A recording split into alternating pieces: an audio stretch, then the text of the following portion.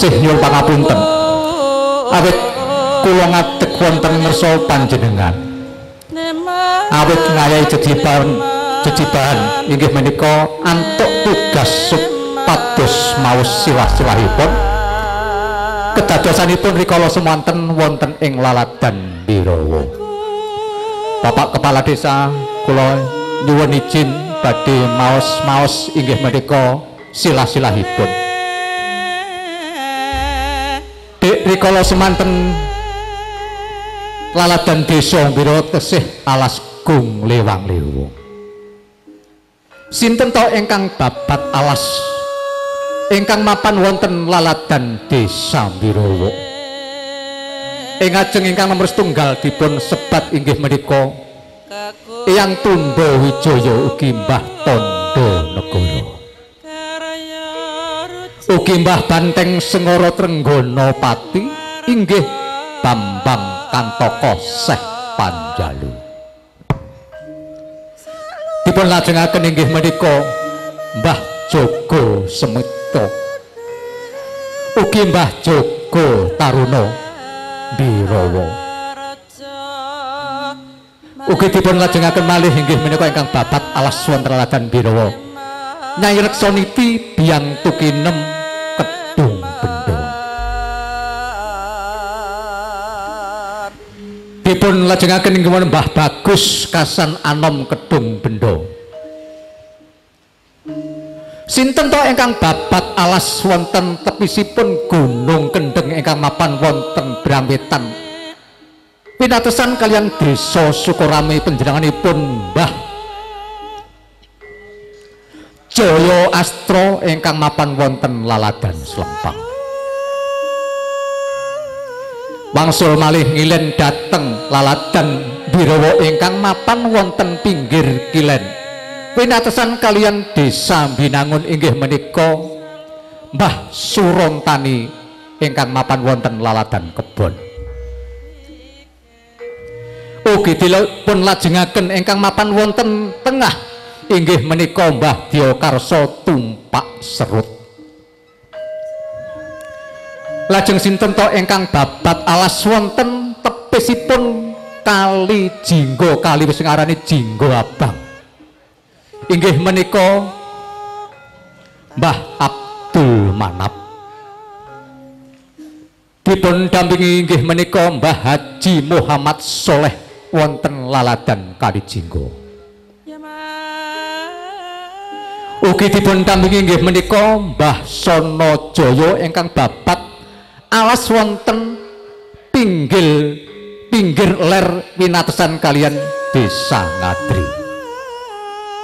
Ugi dipun kinandhani inggih menika Mbah Sono Krama Kali Jinggo.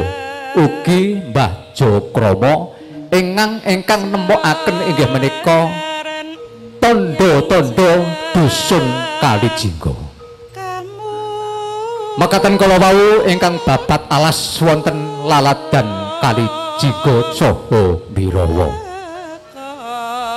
Lajeng sinten to ingkang renggani kursi gading dampar kencana wonten ing laladan tlatah Birawa ingkang sampun kundur kasidan jati inggih menika panjenenganipun Mbah Nur Salim Mbah Gimbal inggih menika priyantun ingkang lenggani laladan Birawa menjabat dados kepala desa. Mbah Nur Salim kundur kasidan jati dipun susul inggih menika Mbah Dul Rahman. Ugi Mbah Dul Rahman sampun kundur kasidan jati dipun lajengaken dipun asta panjenenganipun Eyang Abdul Hamanani ngantos hambuk bilih 3 dasa kalih parsa. Sak kunduripun inggih menika Mbah Ahmad Manani dipun asta lurah Karteker panjenenganipun Bapak Sodikin almarhum. Sakunduripun Bapak Sodikin dipun lajengaken malih inggih menika lurah Karteker Bapak Sukimin. Kanthi Bapak Sukimin sampun paripurna dipun lajengaken Bapak Prasetyo ugi Karteker. Salajengipun Bapak Prasetyo dipun asta panjenenganipun Haji Imam Mujahid. Ingkang terakhir inggih menika ingkang dados kepala desa sampun kundur dhateng Kasidan Jati inggih menika panjenenganipun kadang kula sepuh Bapak Wakijan Sugeng Santoso. Mekaten kula wau ingkang lenggah kursi gading dampar kencana ingkang wonten laladan Kalijinggo. Salajengipun kabantu juru paniti sastra menawi sak menika dipun wastani sekretaris desa. Ingkang nomor setunggal inggih menika Bapak Kusnan ingkang sampun kundur Kasidan Jati. Ugi Bapak Hasan Suhadi. Dipun lajengaken Bapak Komarudin. Bapak Komarudin jengkar dipun lajengaken Bapak Sutaji. Ugi kabantu almarhum Bapak Sunardi Carik. Ugi ingkang terakhir Bapak Imam Mujahid inggih menika rikala semanten ugi njabat dados paniti sastra utawi Bapak Sekretaris Desa. Rikala semanten sinten to ingkang dados pembantunipun wonten ing laladan Desa Mbirawa? Ingkang sinebat inggih menika kami tuwa. Ingkang dipun sebat wonten ing ngajeng inggih menika sepindah inggih menika Bapak Ndari. Dipun lajengaken Bapak Dio, Bapak Suwik, ugi panjenenganipun Mbah Sarimin, ugi panjenenganipun Mbah Marno, ugi Mbah Diso, Bapak Jelun Jedun,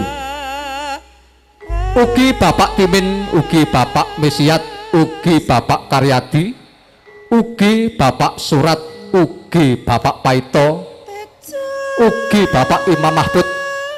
Ingkang terakhir inggih menika panjenenganipun kadang kula sepuh Bapak Poniran.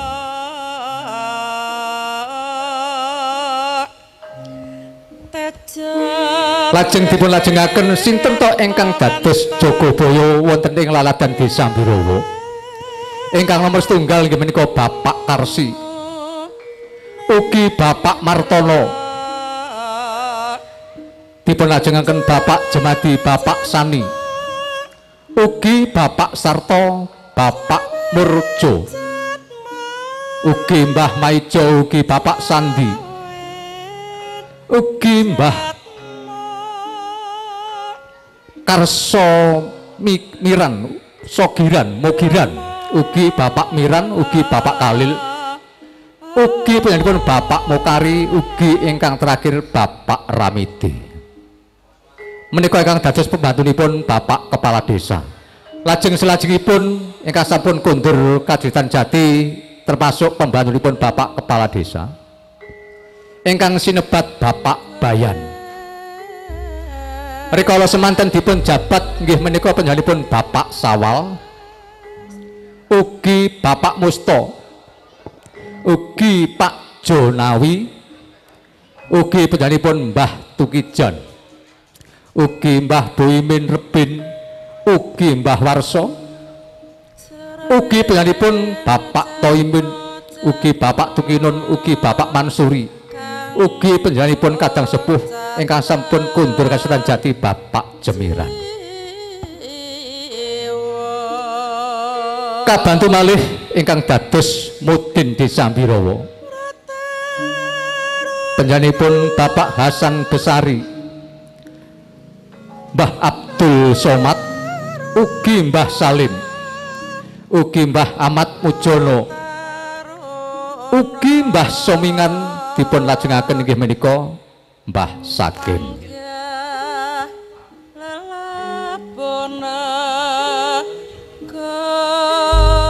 Menika ingkang dados pembantunipun Bapak Kepala Desa ingkang sampun sedaya almarhum tawi sampun kundur kasidan jati.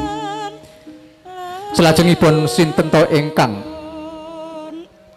nggelar agami ingkang mapan wonten laladan Desa Birawa. Ingkang nomor setunggal inggih menika Mbah Reksoniti, Mbah Tukinem, ugi Mbah Jaya Astra, ugi Mbah Sepuh Ahmad Subali, Mbah Sudarmani, ugi Mbah Dul Salam, ugi Mbah Diokarso, ugi Mbah Imam Besari, ugi Mbah Mustam, ugi Kasan Nandar, ugi Kasan Istat, ugi Kiai Sahuri, ugi Kiai Jasmin, ugi Mbah Kiai Mustaqim, ugi Mbah Mursimin, ugi Mbah Karsimin, ugi Mbah Jemani, ugi Kiai Mbah Solani, ugi Kiai Imam Yudi. Menika ingkang gelar agami Islam wonten ing laladan Desa Birawa. Makaten kala wau dhumateng Bapak saha para Ibu ingkang buka kerawang utawi dipun lajengaken ingkang njabat wonten lenggah wonten Desa Birawa. Salajengipun inggih menika badhe maos simbol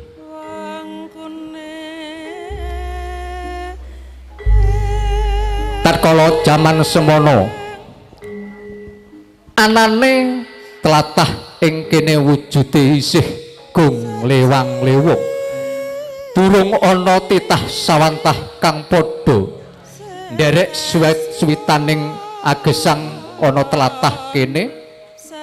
Sak banjure ana peni sepini sepuh sesepuh sami ritualan ngeningake cipta rasa memuji Kang Maha Kawasa ingkang sabta sumadya ing karya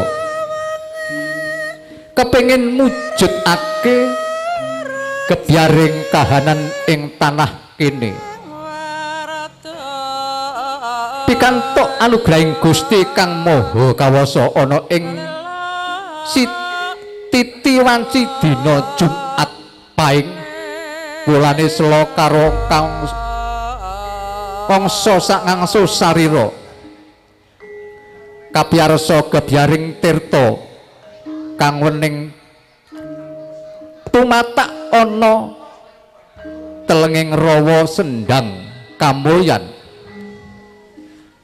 ana tepis wiringi rawa tuwuh sawijining kekayon kang indah-indahi wujuding kayu sambi mbok menawa ana rejaning jaman papan iki ndak jenengake Desa Birawa.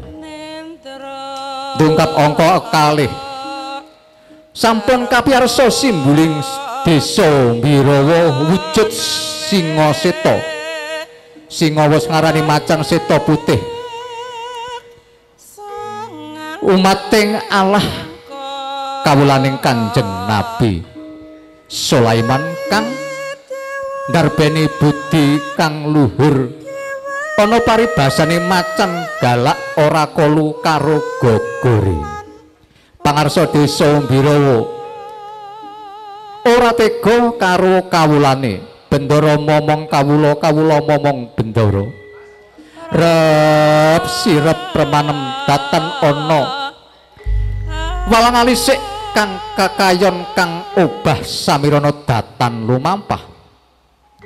Sirep pikantuk swasane bersih Desa Birawa. Amin amin ya robbal alamin.